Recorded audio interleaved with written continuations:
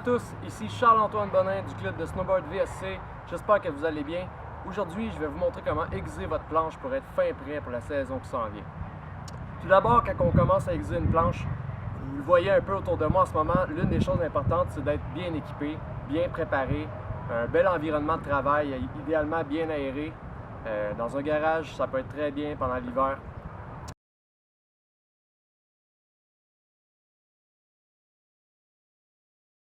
Donc, au niveau de l'équipement de base nécessaire pour aiguiser votre planche, la base, c'est d'avoir quelque chose pour tenir votre planche. Donc, dans mon cas, moi, j'utilise des étriers Burton qui sont une des meilleures options sur le marché, disponibles dans la plupart de vos magasins locaux.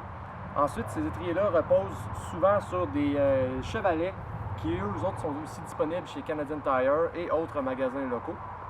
Dans tous les cas, ça peut être fait en bois, n'importe quelle façon. Il faut juste que votre planche puisse tenir d'une bonne façon. Debout comme ça pour aiguiser et idéalement, on va la revirer comme ça à l'envers pour faire du cirage.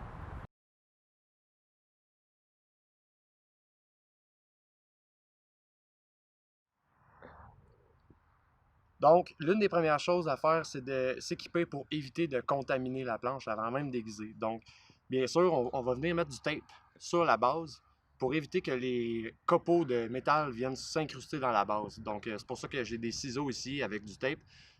Moi, j'ai du tape d'aluminium parce que c'est très, très mince. En fait, ce qu'il faut savoir, c'est que plus le tape est épais, plus ça va impacter l'angle que vous allez affûter vos corps. Ensuite, moi, j'utilise un gros marqueur comme ça pour venir marquer mes corps. C'est vraiment utile pour savoir qu'est-ce qu'il nous reste à aiguiser. Une bonne vieille guenille pour enlever les charpies d'aiguisage. Et là, les outils d'affûtage qui sont ici devant moi, on a du moins dispendieux jusqu'au plus dispendieux.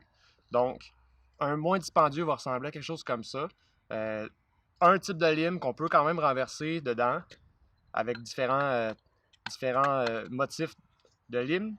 C'est des angles fixes. On est pris avec ça. Ensuite, deuxième type qui est un petit peu plus dispendieux, mais un peu plus d'ajustement. C'est pratiquement le même principe, sauf que là, on peut venir ajuster l'angle à la main, comme on veut, selon ce qu'on veut. On peut faire la base et les côtés avec celui-ci, alors que celui-ci, on pouvait uniquement faire les côtés. Maintenant, un autre niveau plus dispendieux, de plus haute qualité, c'est l'Exar Burton ici, qui est une forme de poignée. Très similaire à celle-ci, elle peut faire la base, elle peut faire les côtés. Par contre, elle est beaucoup plus robuste, une bien meilleure prise en main, beaucoup plus ajustable facilement et en précision aussi. Finalement, la chose la plus dispendieuse et la meilleure qualité de finition, c'est des équerres rectifiés. Donc, ces équerres, on vient tout simplement clamper la lime qu'on veut avec cette pince ici. La lime, on peut la choisir, le type de finition, etc. Mais ces blocs-là sont machinés à un angle très précis. Donc, c'est pour ça qu'ils sont dispendieux, parce que quand on veut varier les angles, on a besoin d'acheter beaucoup de blocs comme ça. Finalement, souvent, quand on va venir faire la base, lorsqu'on est rendu dans cette option-ci, on va utiliser aussi des blocs calibrés qui donnent un angle très précis pour la lime, pour faire la base. Ensuite, au niveau des types de lime, comme vous pouvez voir, on a tout un inventaire de limes. Évidemment, si vous avez chez vous des vieilles limes qui sont rouillées tout comme ça, vous ne devriez pas utiliser ça sur une planche à neige neuve parce que ça va contaminer la corps, vous allez risquer de propager la corrosion sur votre corps. Des limes comme ça, c'est très rough. Ça peut vous servir dans des extrêmes situations où est-ce que vous avez besoin de partir de loin pour amener une corps, mais habituellement, on ne va pas utiliser ça sur la corps d'une planche, c'est trop agressif. Des limes comme ça à plusieurs motifs, ça peut être intéressant des fois pour venir faire des sidewalls, comme ce qu'il y a sur les côtés de la planche. Et ça peut aussi être intéressant des fois pour venir rattraper une base qui a eu un gros hit d'une roche. Finalement, pour tout ce qui est ébauche, semi-finition et finition, on peut utiliser différents types de limes encore une fois. L'idée, c'est idéalement garder la lime la plus fine pour la finition, la lime la plus rough pour les ébauches. Idéalement, on essaie de toujours garder les mêmes limes pour les mêmes planches. Autrement dit, la plupart des planches ont des corps en acier normal, régulier. Donc, tout type de lime peut faire avec ça. Mais si vous avez des corps en stainless, en acier inoxydable, il vaut mieux utiliser la même lime, une lime au chrome, toujours à chaque fois que vous allez limer votre corps. Finalement, du côté de la finition, après avoir tout fait votre limage, même le limage de finition, on passe souvent aux pierres de diamant. Ces pierres-ci vont nous permettre, elles ont également différentes rugosités. Elles nous permettent vraiment de polir le corps. Cela donne non seulement une coupe plus performante dans la neige, mais aussi une vitesse de glisse plus grande puisqu'il y a moins de friction dans la neige, moins de pertes. Finalement, je termine avec les petits blocs ici, des gummy stones. Ces blocs-là, c'est un bel outil à traîner sur vous en tout temps dans un petit sac à dos. Ça permet souvent de enlever un copeau qui est sur une corde ou enlever un morceau de rouille, quelque chose qui vous déplaît. Ça peut être fait sur le terrain même, ça désaiguise pas beaucoup vos corps, à moins que vous l'utilisiez vraiment beaucoup à 45 degrés. Si vous l'utilisez à plat sur une corde, ça ne la désaiguise pas. Par contre, ça contribue beaucoup à enlever la corrosion et les copeaux, les débris qu'on ne veut pas.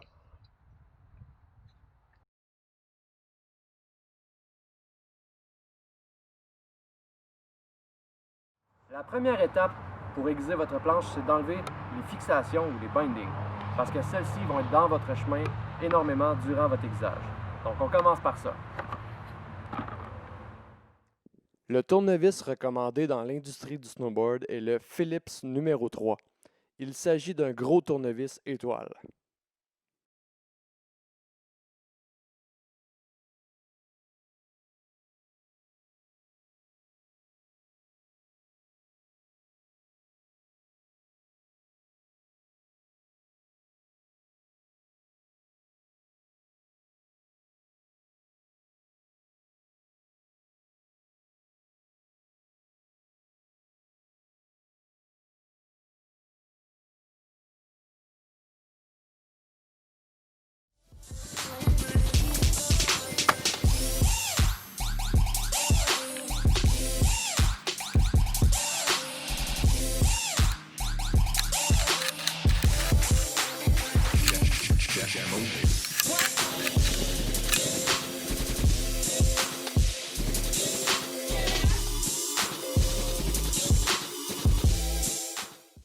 Planches qui sont à type de fixation channel comme celle-ci, ça peut valoir la peine d'enlever les inserts en métal juste avant. Ensuite, on va venir poser le tape. Donc,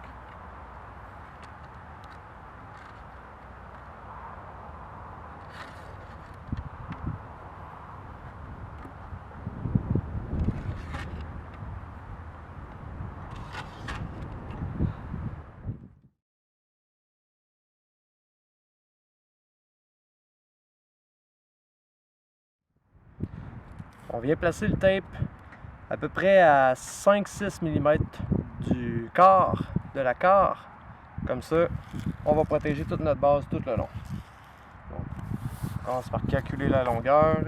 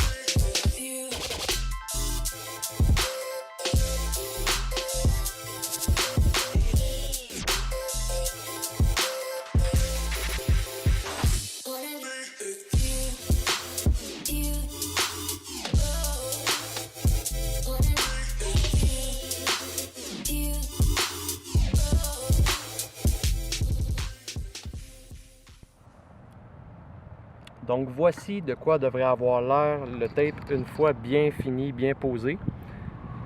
Donc on peut voir qu'on est proche de la carre tout partout.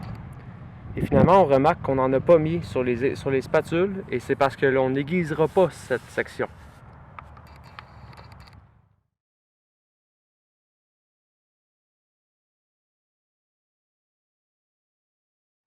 Donc ce qu'on fait avec le tape, c'est pour protéger la planche, pour pas que les copeaux entrent dans la base. Le tape d'aluminium est un petit peu difficile à appliquer. Certains vont préférer ne pas mettre de tape, d'autres vont vouloir prendre un tape un peu plus flexible. Choisissez l'option qui vous convient le mieux.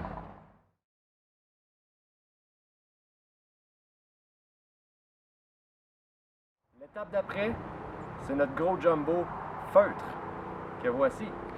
Ce feutre, on va l'appliquer sur les corps, là où on va venir aiguiser. Et ça va venir nous indiquer qu'est-ce qui nous reste à aiguiser.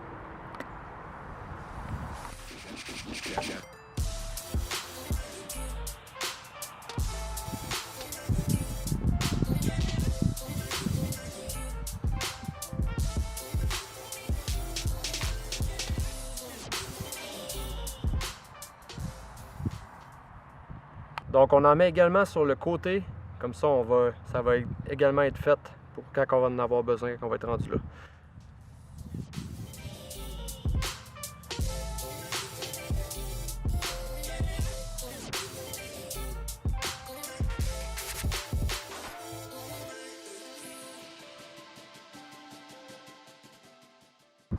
OK, donc avec les outils de base, on regarde le sens de la lime, on regarde l'angle. Dans ce cas-ci, on a 88 degrés ou 90 degrés. Ça, c'est une planche de freeride, donc je vais y aller à 88 degrés. M'assurer de mettre la lime vers l'avant. On travaille le plus possible en poussant.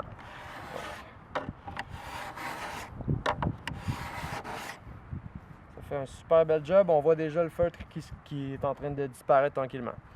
Dans le cas d'une lime ajustable comme celle-ci, c'est le même principe. Je vérifie le sens de ma lime. Là, je suis à l'envers. Je vais la virer de bord.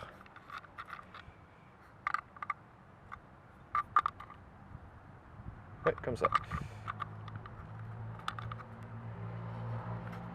Et finalement, j'ajuste mon angle selon ce que je désire. Donc, je vais aller à 1.5. Même principe, je m'accote sur la base et je travaille vers l'avant.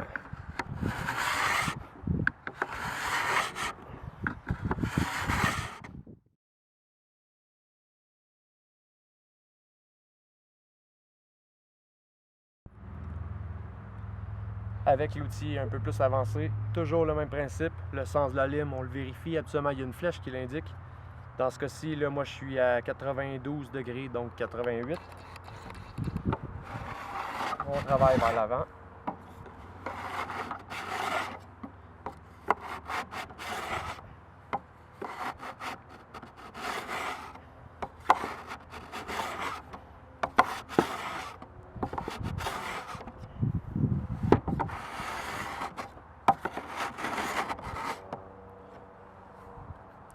Souvent, quand on va travailler un edge, rapproche un petit peu. Souvent, quand on travaille un edge, on va voir des fois notre marqueur, il y a des zones comme ça qu'il va disparaître beaucoup, puis d'autres zones qui vont disparaître un petit peu moins. Ça veut dire que notre corps, elle est ondulée. Donc, à ce moment-là, on continue de travailler jusqu'à temps que ça soit tout le feutre au complet qui soit parti.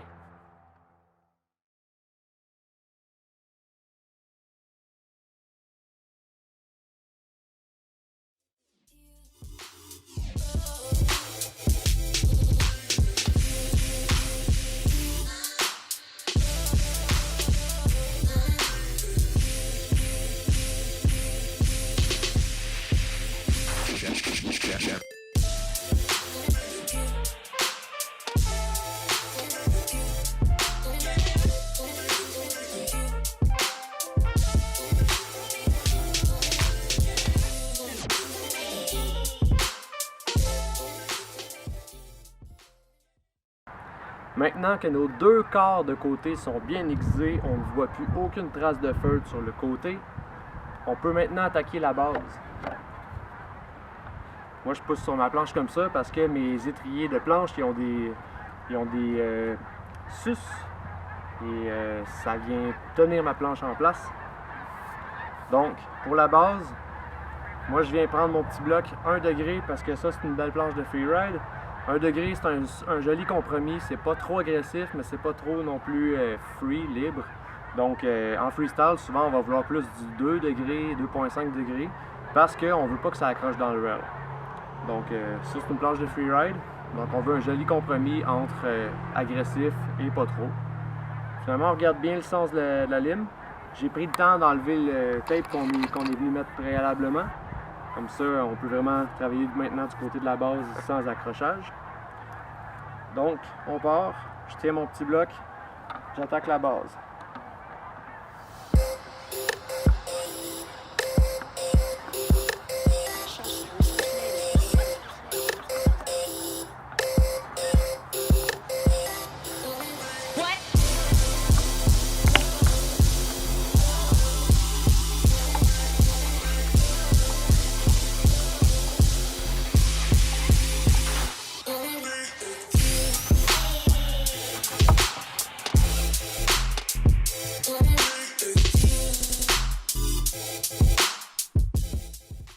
Ouf! J'ai travaillé fort. Maintenant, la base et les côtés sont bien aiguisés, du moins avec les limes. Donc là, on va venir polir les surfaces pour un travail impeccable, un travail de pro. Vous pouvez vérifier d'abord déjà comment ça coupe en passant gentiment votre ongle sur le dos de votre ongle, comme ça, sur le dos de la carre. Si ça laisse des petits bouts d'ongles, c'est un bon signe, vous avez bien fait ça. Donc pour venir polir la dernière étape, la petite finition, une lime au diamant, fine. Vous pouvez commencer rough, moyen, fin, ça c'est le meilleur ordre que vous pouvez prendre. Un petit peu d'eau, on la trempe un peu dedans. On vient travailler le plus à plat qu'on peut, gentiment, sur le corps, donc dans le sens de la longueur de la lime au diamant. On vient polir avec notre pouce comme ça derrière.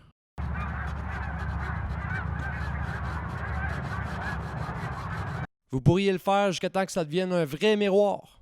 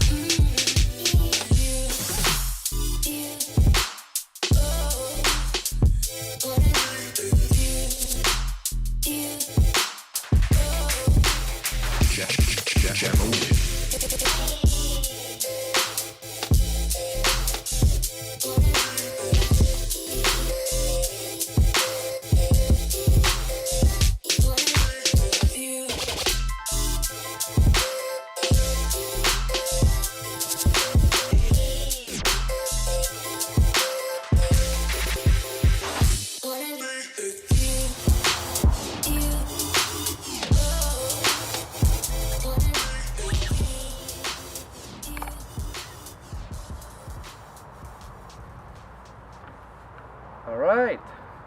Donc, on a aiguisé notre planche avec la lime, on a protégé notre base, après ça on est venu polir notre edge pour vraiment avoir un fini le plus miroir possible, le plus beau qu'on peut. La planche elle coupe, je peux vraiment laisser des traces d'ongles dessus, c'est génial. Donc, la prochaine étape, ça va être le cirage à la prochaine épisode.